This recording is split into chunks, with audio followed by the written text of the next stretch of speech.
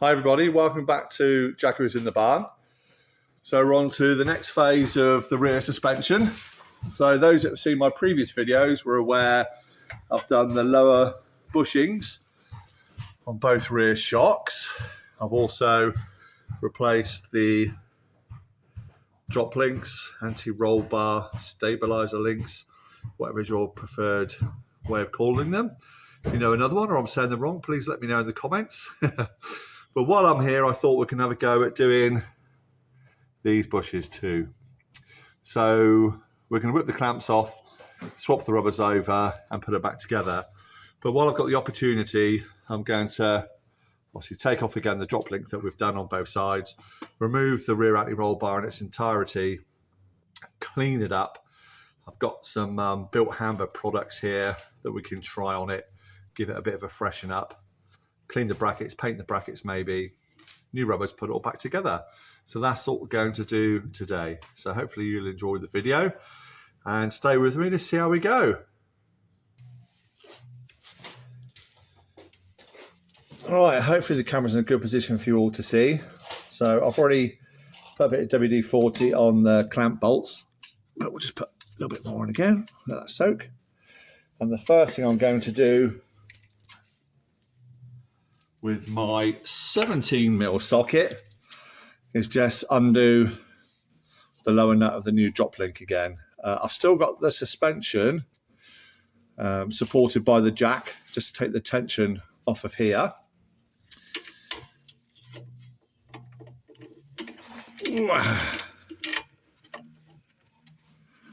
There we go.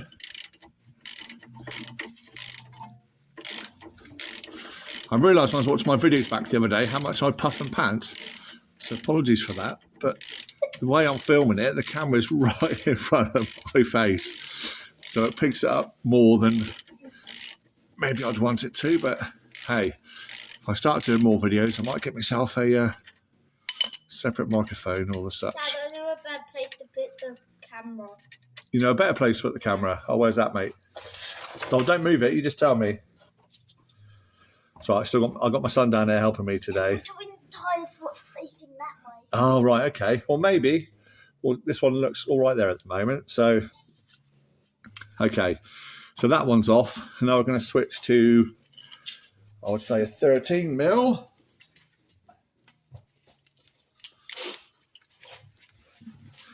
Let's have a go at cracking these off.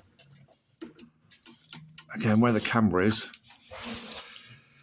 A little bit cack-handed.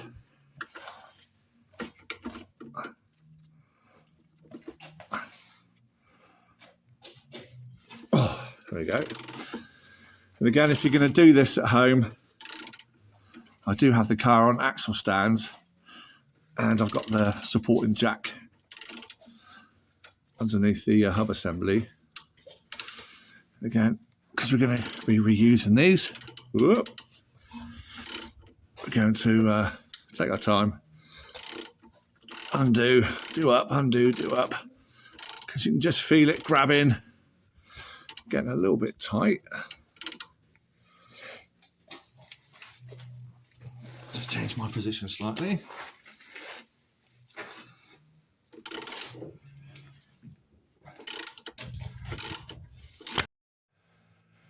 Right, sorry about that, everybody. I knocked the camera with my arm, trying to get it all undone. So we're going to try that again. Hopefully without disturbing you. So I've just moved on to the top one as well.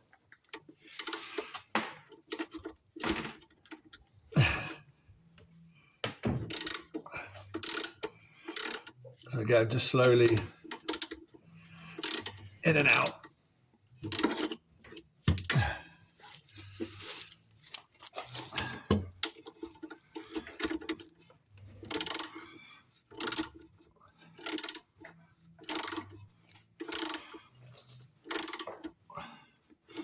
Like so I'm going to keep working on those. I'll just pause you while I do that because it's a bit boring to watch.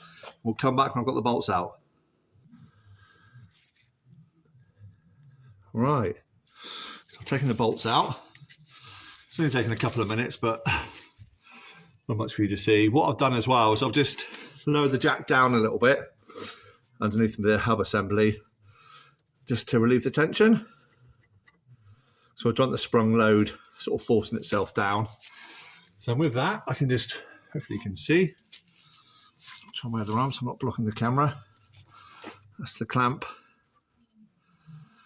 taken away. A bit crispy, but we'll try and clean that up with a wire brush or whatever.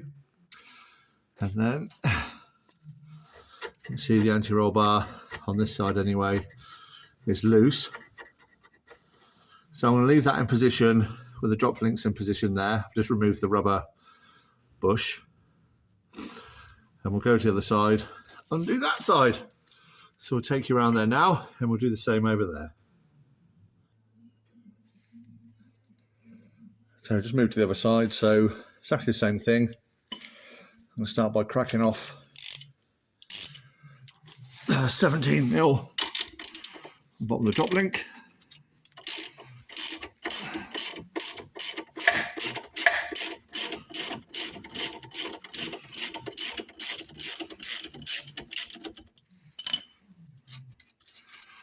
Remove the nut, the washer, the bottom bush. Put it out the way nice and safe. And then we're back to 13.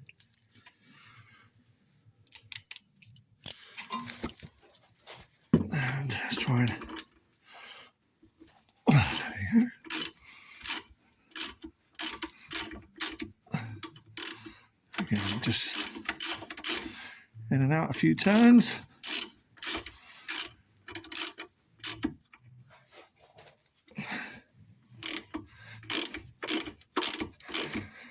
Up a few turns.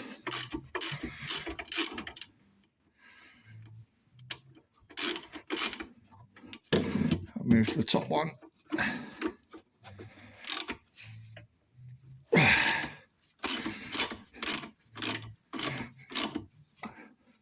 can see it's quite tight up in here. The spare wheel well.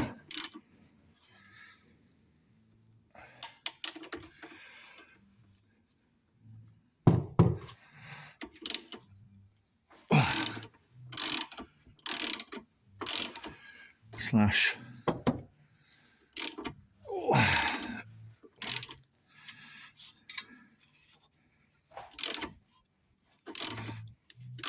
I have already soaked these with some WD-40, but it's like the other side, they're just being a bit stubborn.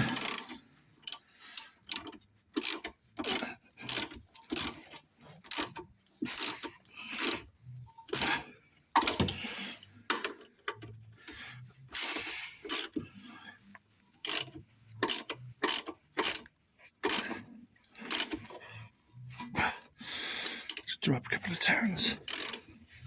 What we don't want to do is for these bolts to shear off. So we'd be in some trouble.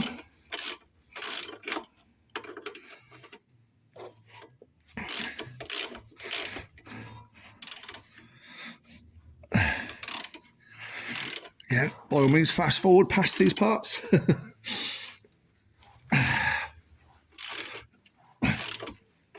There we go.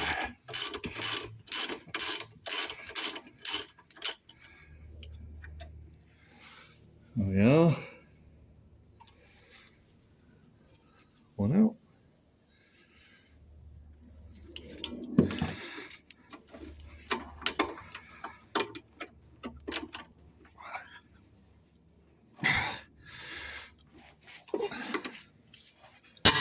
There we go. Go up a couple of threads.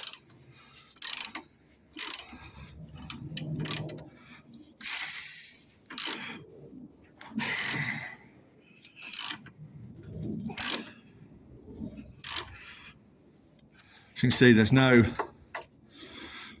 tension on the anti-roll bar. Please don't snap. Let's go up a couple more.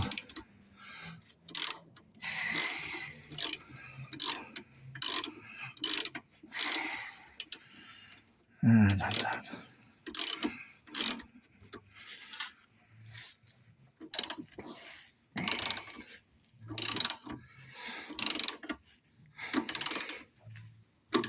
she comes.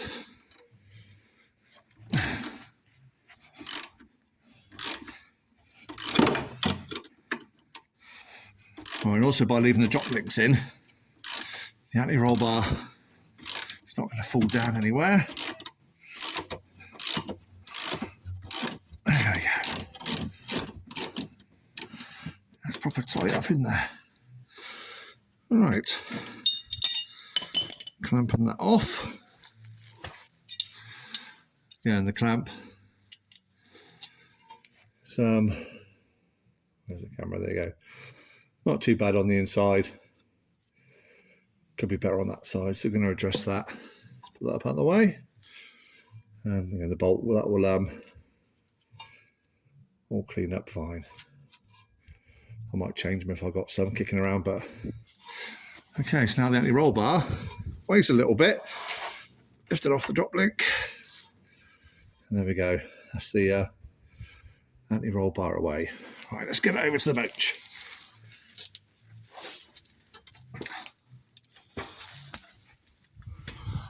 There we go. Right.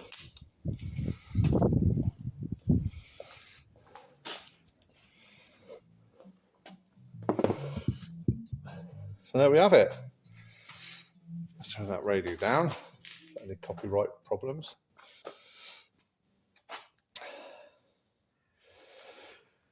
So the rubbers, to be fair, don't actually look. Let's take one off. Too bad. I'll just stand my camera up if I can.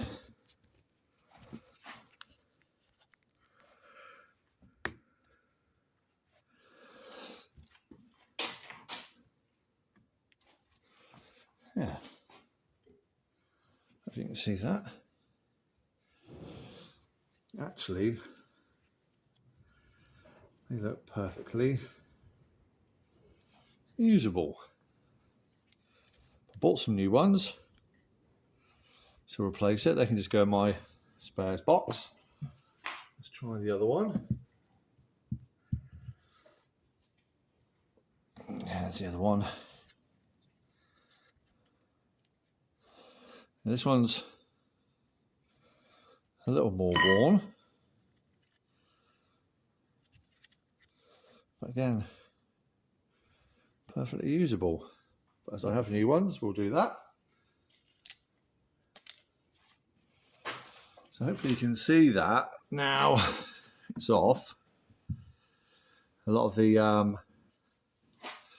original, I'd guess, powder coating has failed. So all we're going to do is get the wire brush onto that. I just want to clean it up somewhat and give it a protective coating. So get the wire brushes out.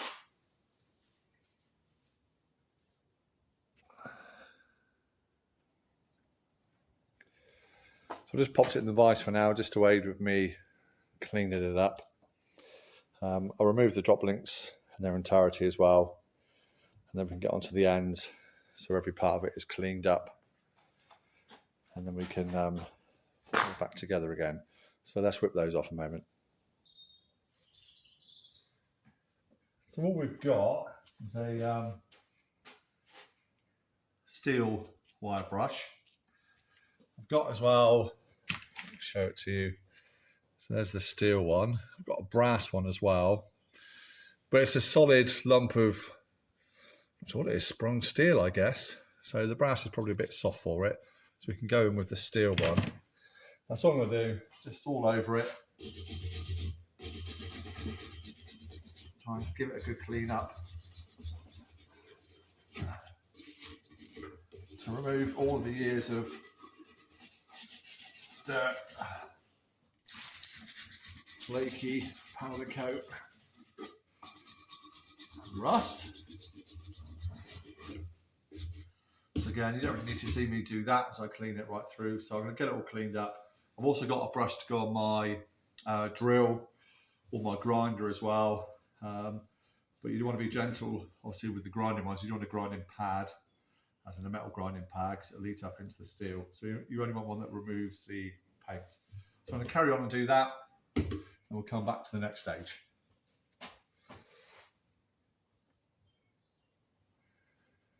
Right, so what I found, white brush, no good. The powder coating's too thick on there, the rust is a little bit deeper. So what we've also got to then look at is other methods of doing it. So we have wire brush on the drill. And again, we'll just go to its full speed. And obviously holding it with two hands, ear protectors, glasses, because if the driller wants to take it away from you,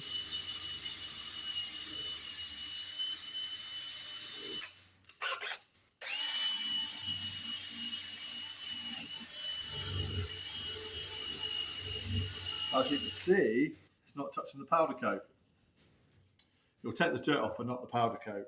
So what I've done is I put the sanding disc on my grinder. So it's not a really heavily coarse one. And yes, it should have a guard. Please follow all safety precautions. Me personally, going around these tight corners, the guard gets in the way. But please, if you're using it, put the guard on. This is my personal choice. And this just takes it off a lot easier. I'll just give you a quick demonstration because it's quite noisy. Nice and tight in the vise.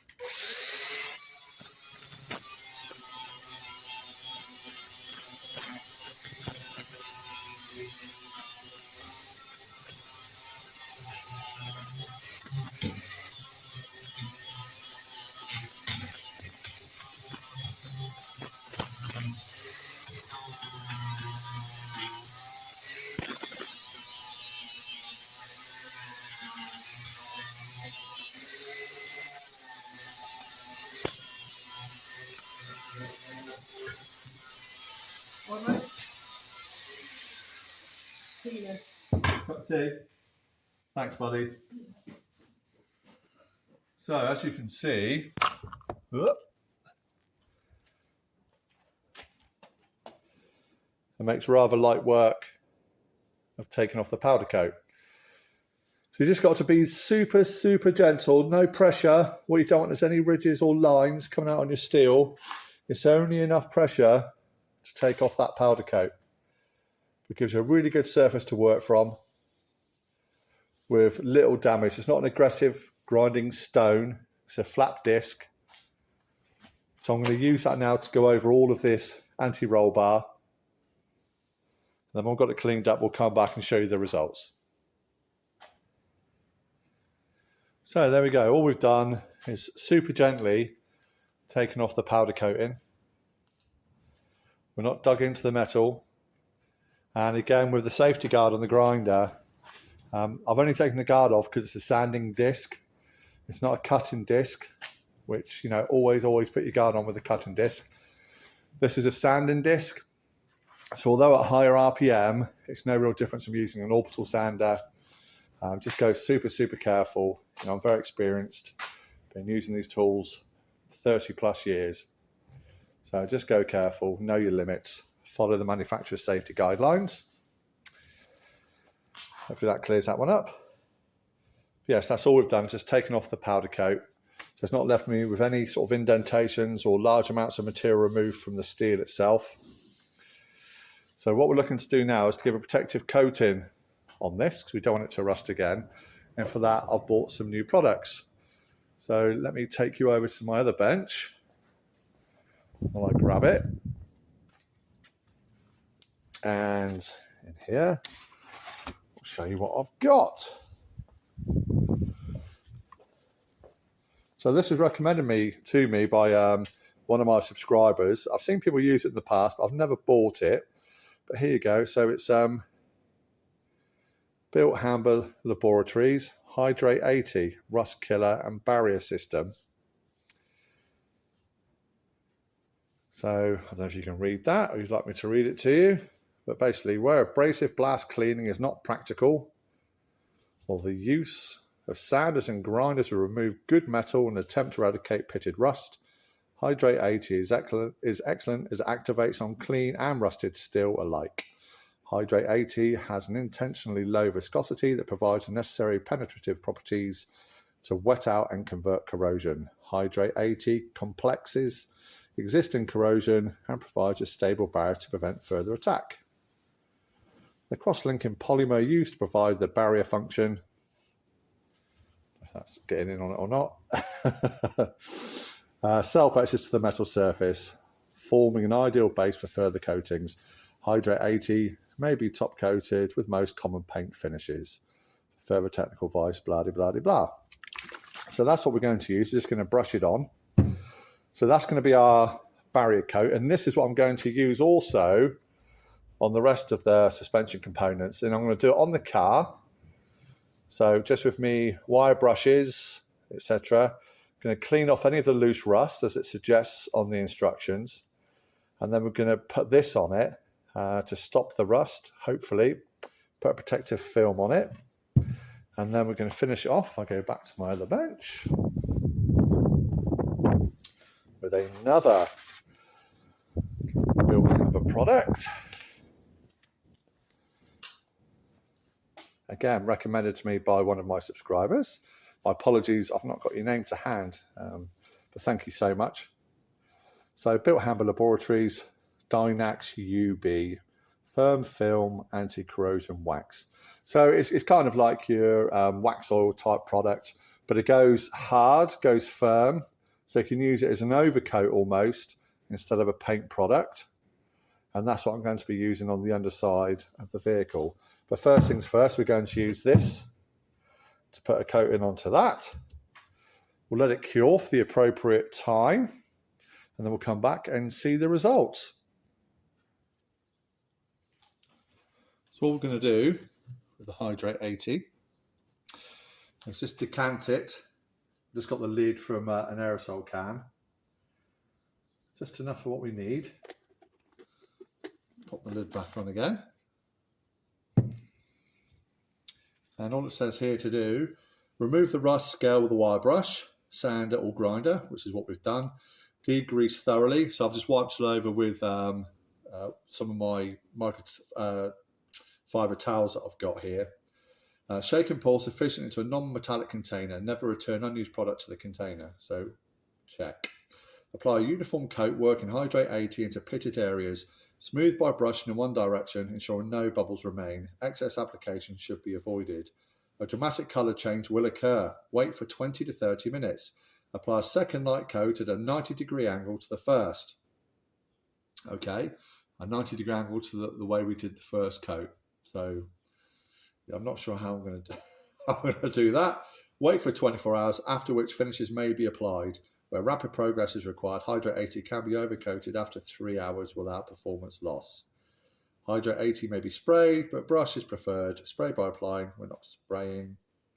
Wash your equipment with water. It's preferable but not essential to use a good quality primer before applying top coats.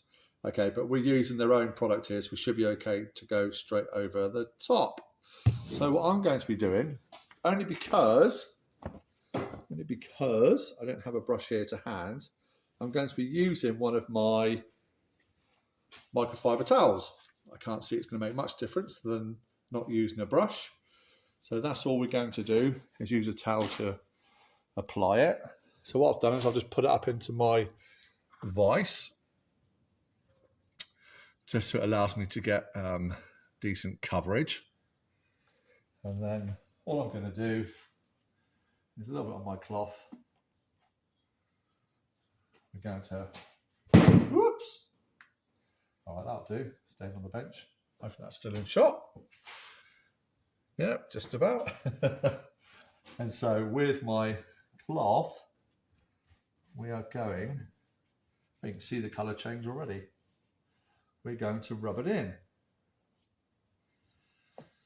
Bit of spillage. There we go. Again, I've got gloves on. These are nitrile coated gloves to stop any of the nasties getting through to my skin. And excuse if my head's getting in the shot.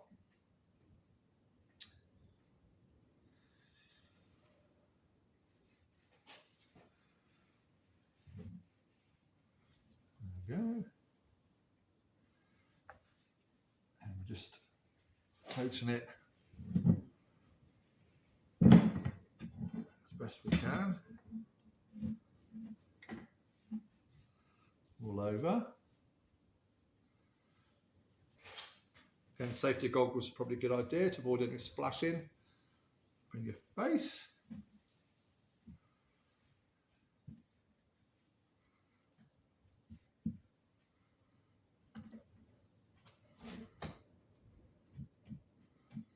And on the end there.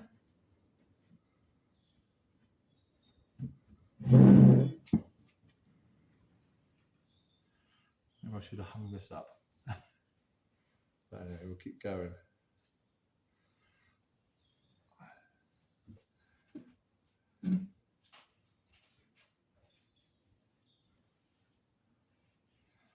Make sure we get coverage over whole areas, and as it says on the instructions, to avoid any bubbles. Just going to flip that around.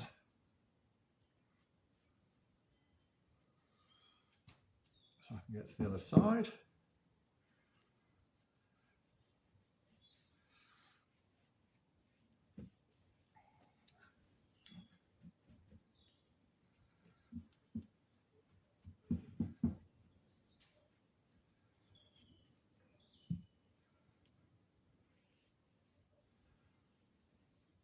And like you would do with the brush, I'm just working it into those few pitted areas that we had. Make sure it goes right in. And I'd say wiping off the excess. I'll go over where my fingers have been. I need to pick it up to make sure I get into all the areas.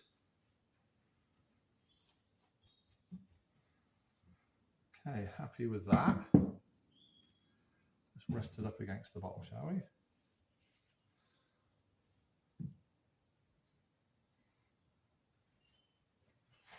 Okay, I think my my thing's got a hole in it. So let me find another lid. Either that or it eats plastic. I will decant into that. So we'll wait half an hour, we'll come back. You can see the colour change already. Well, hopefully you can. It's gone like a purpley colour.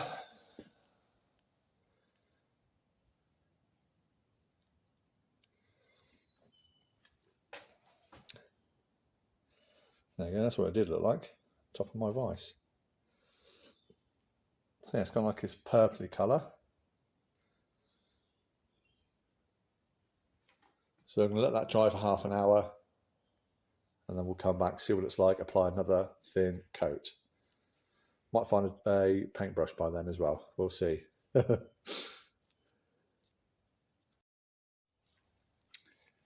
Right, so while I'm here doing it, I've just given the brackets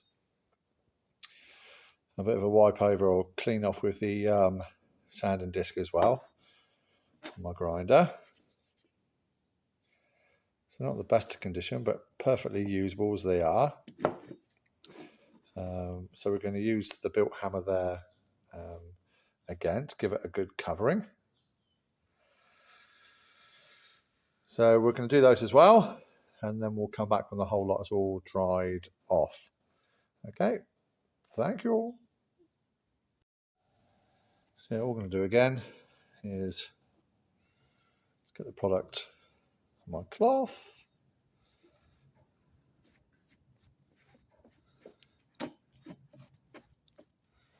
I'm sure it probably would be easier with a brush. As I said, I don't have one. And thank you. I just want to say, obviously, the gentleman who advised me to use this is a guy called Jonathan Slade, one of my subscribers. So thank you, Jonathan. Sorry I forgot your name earlier. So as you can see, this is tricky with one hand. So I'm going to pop my camera down.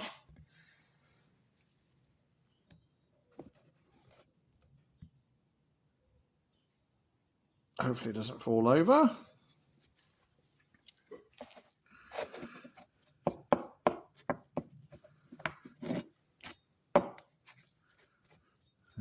Make sure we do all the edges and the underside.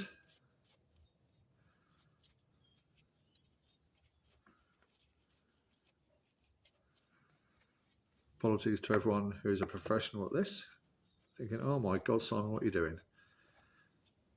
So I'm experimenting.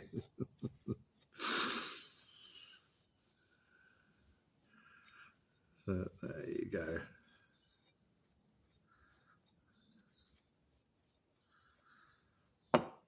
Lovely. It's actually quite all right with a cloth, to be honest. Glad I'm wearing gloves. I'm getting hopefully a nice even coat on everything. I hope I'm not picking these up and putting them out of shot. I probably am. There we go. Something like that. So we'll just take the excess away.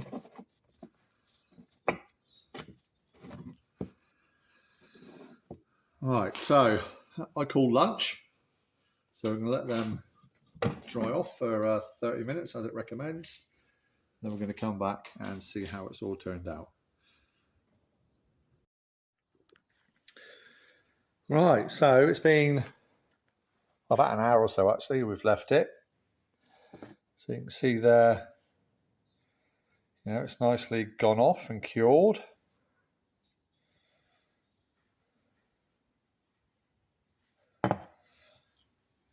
I say, if you're really fussy, you know, you'd probably want to send these bits away to get shot blasted if you haven't got your own kit.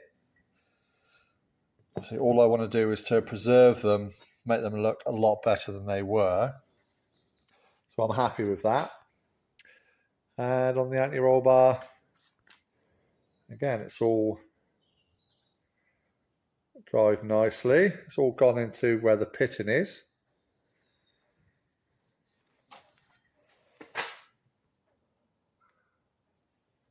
So yeah, very pleased. So I'm going to give it a second coat now.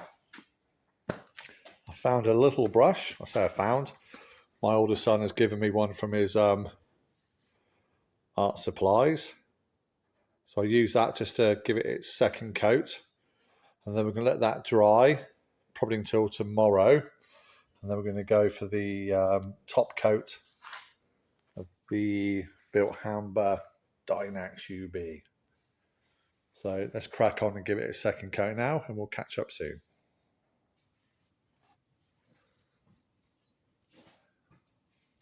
Let's put the gloves on.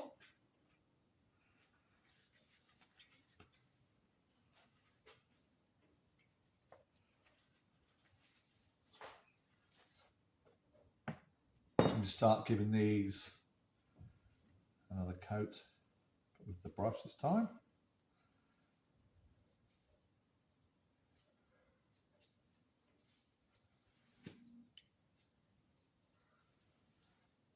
Not quite sure what it expects you to do where it says 90 degrees different to your first coat.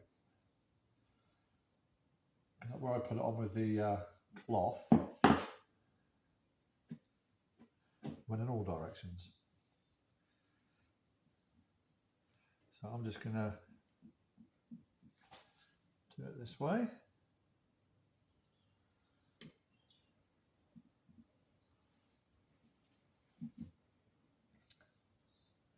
And the underside.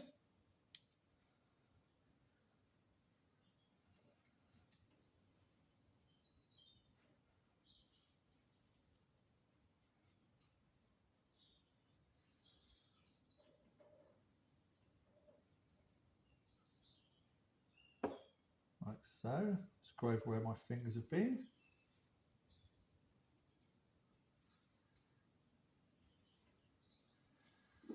And I'll go over side to side.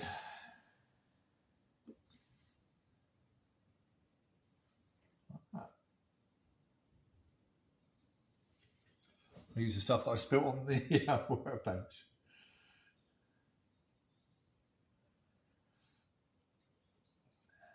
Waste not, want not.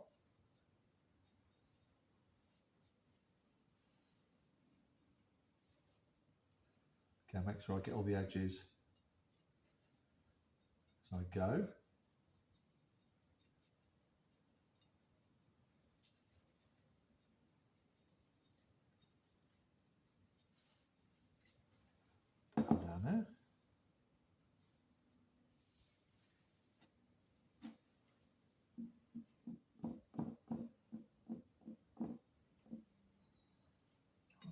all the excess off.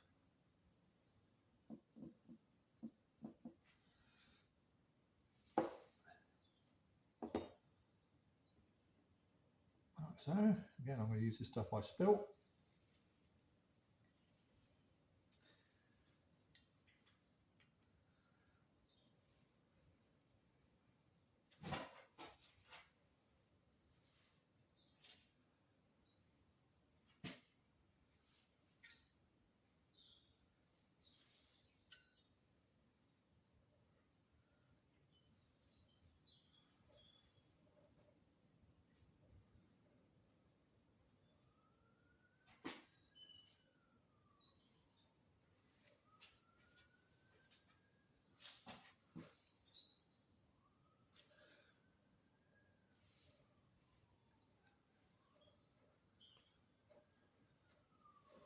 I think just because I'm going underneath the bar, pop on my glasses, protect my eyes.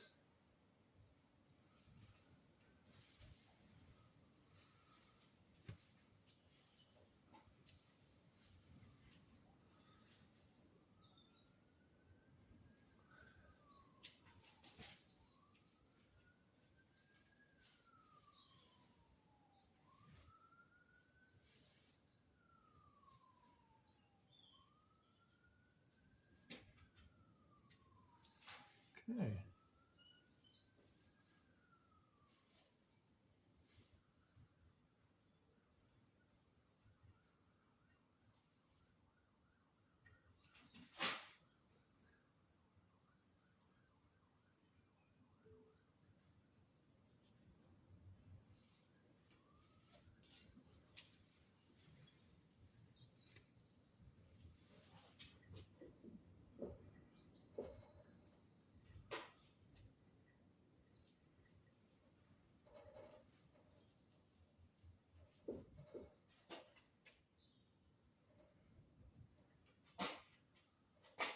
Just lay it off with a brush.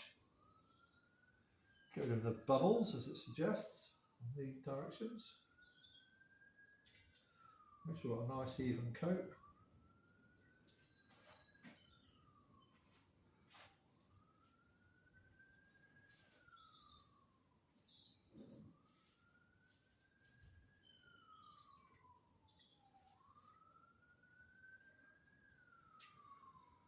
There we go. There's a little bit I missed over here.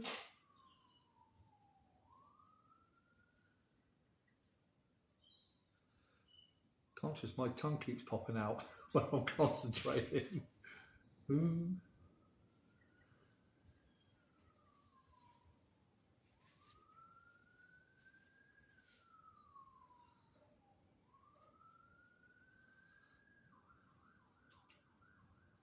There we go. And obviously I'll get that bit in the vise a bit later when this is dried. And just as a little experiment, look. We'll see what it's like on untreated metal. So there we go. That's its second coat.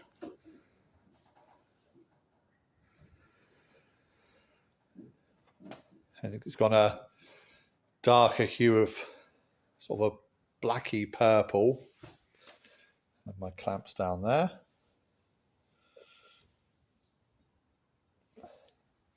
But hopefully they'll do the job. But yeah, look at my vise, super rusty. So let's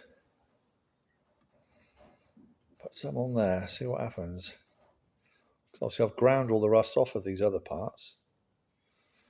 Let's see what effects it has. Straight on top of.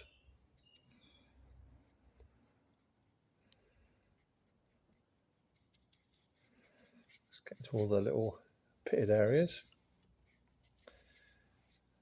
Lay it off.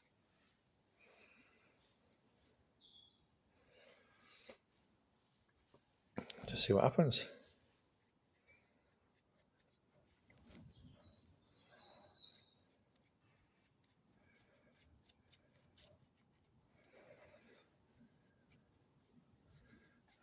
Just as a little experiment. So there we go. So that's it for this first part of the video. So we'll get this one uploaded, which is the removal part. Then I say we can let this dry until tomorrow. And we'll come back, put on our top coat. We'll let that dry, and then we can re-put the bushes on and do the reinstall. So that's it for this part. I'll see you on the flip side.